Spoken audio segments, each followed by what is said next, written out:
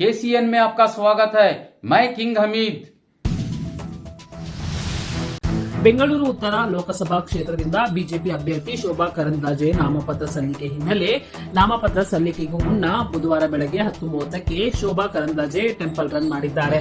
ಹೌದು, ಸಂಜಯ್ ನಗರದ ರಾಧಾಕೃಷ್ಣ ದೇವಸ್ಥಾನಕ್ಕೆ ಶೋಭಾ ಭೇಟಿ ನೀಡಿದ್ದು, ತದನಂತರ ಮೈಸೂರು ಬ್ಯಾಂಕ್ ರಸ್ತೆಯಲ್ಲಿರುವ ಗಣಪತಿಗೆ ವಿಶೇಷ ಪೂಜೆ ಸಲ್ಲಿಸಿದ ಶೋಭಾ ಕರಂದ್ಲಾಜೆ.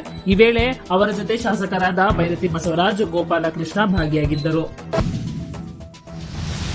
ಕೋಲಾರ ಹಾಗೂ ಚಿಕ್ಕಬಳ್ಳಾಪುರ ಕ್ಷೇತ್ರದ ನಾಯಕರು ಕಾಂಗ್ರೆಸ್ ಪಕ್ಷಕ್ಕೆ ಏಪ್ರಿಲ್ 2024 ಮಂಗಳವಾರ ಮಧ್ಯಾಹ್ನ 12 ಗಂಟೆಗೆ ಸೇರ್ಪಡೆಯಾಗಿದ್ದಾರೆ.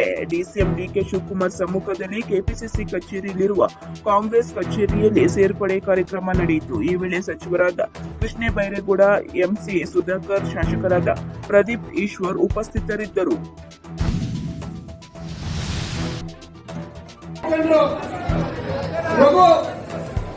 ರಘು ಸಿವಿ ಚಿಕ್ಕಬಳ್ಳಾಪುರ ನಗರ ಬಿಜೆಪಿ ಕಾರ್ಯದರ್ಶಿ, ಶ್ರೀನಿವಾಸ್ ಕಂದವಾಡ ಹಿರಿಯ ಮುಖಂಡರು, ಶ್ರೀನಿವಾಸ್ ತೋರ್ನಹಳ್ಳಿ ಹಾಲಿ ಗ್ರಾಮ ಪಂಚಾಯತಿ ಸದಸ್ಯರು, ವೆಂಕಟೇಶ್ ಕೆಎಂ ತೋರ್ನಹಳ್ಳಿ ಹಾಲಿ ಗ್ರಾಮ ಪಂಚಾಯತಿ ಸದಸ್ಯರು ಮತ್ತು ಇವರ ಅಪಾರ ಕಾರ್ಯಕರ್ತರು ಬಿಜೆಪಿಯನ್ನ ತೊರೆದು ಕಾಂಗ್ರೆಸ್ ಪಕ್ಷದ ತತ್ವ ಸಿದ್ಧಾಂತಗಳ ಮೇಲೆ ಇವತ್ತು ಮತ್ತೆ ಕೆ ಶ್ರೀನಿವಾಸ್ ಅವರು ಗ್ರಾಮ ಪಂಚಾಯತಿ,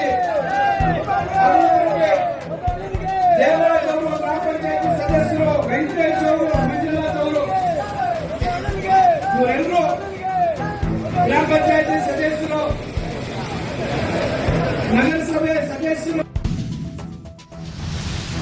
ಬುಧವಾರ ಬೆಳಗ್ಗೆ 11 ಗಂಟೆಗೆ ಮೆಜೆಸ್ಟಿಕ್ ಬಳಿ ಮಾತನಾಡಿದ ಬಿಜೆಪಿ ಅಭ್ಯರ್ಥಿ ಶೋಭಾ ಕರಂದ್ಲಾಜೆ ಅವರು, 32 ಲಕ್ಷ ಮತದಾರರು ಇರುವಂತಹ ಕ್ಷೇತ್ರ ಬೆಂಗಳೂರು ಉತ್ತರ ಕ್ಷೇತ್ರ. ಈ ಕ್ಷೇತ್ರದಲ್ಲಿ 3,335 ಬೂತ್ಗಳಿವೆ. ಇಂಥ ಒಂದು ದೊಡ್ಡ ಕ್ಷೇತ್ರದಲ್ಲಿ ನಮ್ಮ ಮುಖಂಡರು ನನಗೆ ಅವಕಾಶ ಮಾಡಿಕೊಟ್ಟಿದ್ದಾರೆ. ಬೈರತಿ ಬಸವರಾಜು, ಗೋಪಾಲಯ್ಯ ಅವರು ನಮ್ಮ ಪಕ್ಷ ಸೇರಿದ ನಂತರ ನಮ್ಮ ಶಕ್ತಿ ಅಧಿಕವಾಗಿದೆ. ಜೆಡಿಎಸ್ ಪಕ್ಷ ನಮ್ಮೊಂದಿಗೆ ಮೈತ್ರಿ ಆಗಿರುವುದು ನಮ್ಮ ಪಕ್ಷಕ್ಕೆ ಮತ್ತಷ್ಟು ಬಲ ಬಂದ ಹಾಗಿದೆ. ಕರ್ನಾಟಕ ರಾಜ್ಯದಲ್ಲಿ ಮೋದಿ ಅವರ ಹವಾ ಇದೆ. ಮೋದಿಯನ್ನ ದೇಶಕ್ಕಾಗಿ ಜನ ಬಯಸುತ್ತಿದ್ದಾರೆ. ನಾನು 5 ಲಕ್ಷಕ್ಕೂ ಅಧಿಕ ಲೀಡ್ನಿಂದ ಗೆಲುವಿನ ವಿಶ್ವಾಸವಿದೆ ಎಂದರು. ಅತ್ಯಂತ ದೊಡ್ಡ ಕ್ಷೇತ್ರ, 32 ಲಕ್ಷ ಮತದಾರರು ಇರುವಂತಹ ಕ್ಷೇತ್ರ, 3,335 ಬೂತ್ಗಳಿದ್ದಾವೆ. ಇಂಥ ದೊಡ್ಡ ಕ್ಷೇತ್ರದಲ್ಲಿ ಇವತ್ತು ಭಾರತೀಯ ಜನತಾ ಪಾರ್ಟಿಯ ಹಿರಿಯರು ನನಗೆ ಅವಕಾಶವನ್ನ ಮಾಡಿಕೊಟ್ಟಿದ್ದಾರೆ. ಹಿಂದೆ ಸದಾನಂದ ಗೌಡರು ಕೂಡ ಬಹಳ ದೊಡ್ಡ ಅಂತರದಲ್ಲಿ ಇಲ್ಲಿ ಗೆಲ್ತಿದ್ರು. ಇವತ್ತು ನಮ್ಮ ಶಕ್ತಿ ಜಾಸ್ತಿ ಆಗಿದೆ. ನಮ್ಮ ಜೊತೆ ಬೈರತಿ ಬಸವರಾಜ್ ಅಂತವರು, ಗೋಪಾಲಯ್ಯ ಅಂತವರು ಹಲವಾರು ಜನ ನಮ್ಮ ಪಾರ್ಟಿಗೆ ಜಾಯಿನ್ ಆದ್ಮೇಲೆ ಇನ್ನೂ ನಮ್ಮ ಶಕ್ತಿಯನ್ನ ನಾವು ಇಮ್ಮಡಿಗೊಳಿಸಿದ್ದೀವಿ. ಕರ್ನಾಟಕ ರಾಜ್ಯದಲ್ಲಿ ಜೆಡಿಎಸ್ ನಮ್ಮ ಜೊತೆಗೆ ಬಂದಿರೋದು ಇನ್ನಷ್ಟು ನಮಗೆ ಬಲವನ್ನು ಕೊಟ್ಟಿದೆ. ದೇವೇಗೌಡರು ಮತ್ತು ಕುಮಾರಸ್ವಾಮಿ ಅವರ ನೇತೃತ್ವದಲ್ಲಿ ಇವತ್ತು NDA ಏನು ಜಾಯಿನ್ ಆಗಿದ್ದಾರೆ, ಇದು ನಮ್ಮ ಬಲವನ್ನು ವರ್ಧನೆ ಮಾಡಿದೆ. ಕರ್ನಾಟಕ ರಾಜ್ಯದಲ್ಲಿ ಮೋದಿಯ ಹವಾ ಇದೆ. ಸಿಎಂ ಸಿದ್ದರಾಮಯ್ಯರ ಮೈಸೂರು ಪ್ರವಾಸ ವಿಚಾರವಾಗಿ ನಗರದಲ್ಲಿ ಜೆಡಿಎಸ್ನ ಮಾಜಿ ಸಚಿವ ಸಾರಾ ಮಹೇಶ್ ಏಪ್ರಿಲ್ 2024 ಮಂಗಳವಾರ ಮಧ್ಯಾಹ್ನ 2 ಗಂಟೆಗೆ ಮಾಧ್ಯಮಗಳಿಗೆ ಪ್ರತಿಕ್ರಿಯೆ ನೀಡಿದ್ದಾರೆ. ಸಿಎಂ ಸಿದ್ದರಾಮಯ್ಯ ಪ್ರಾದೇಶಿಕ ಪಕ್ಷಕ್ಕೆ ಬೆಲೆ ಕೊಟ್ಟಿಲ್ಲ. ನಮ್ಮ ಮೈತ್ರಿಯಿಂದ ಅವರಿಗೆ ಭಯ ಶುರುವಾಗಿದೆ. ಅವರು ಜಿಲ್ಲೆಯಲ್ಲೇ ಠಿಕಾಣಿ ಹೂಡಿದ್ದಾರೆ.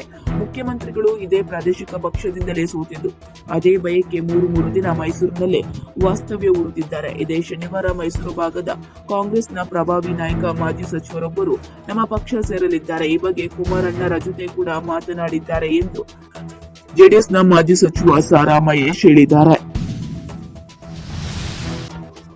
ಮಾನ್ಯ ಮುಖ್ಯಮಂತ್ರಿಗಳಿಗೆ ಗೊತ್ತಿರಲಿ, ಅವರು ನಮ್ಮ ಪ್ರಾದೇಶಿಕ ಪಕ್ಷದ ಅಭ್ಯರ್ಥಿಯಿಂದ ತಾನೇ ಮೈಸೂರಿಗೆ ಹೋಗಿರೋದು. ಮತ್ತೆ ಅದೇ ಭಯ ಪ್ರಾರಂಭ ಆಗಿದೆ.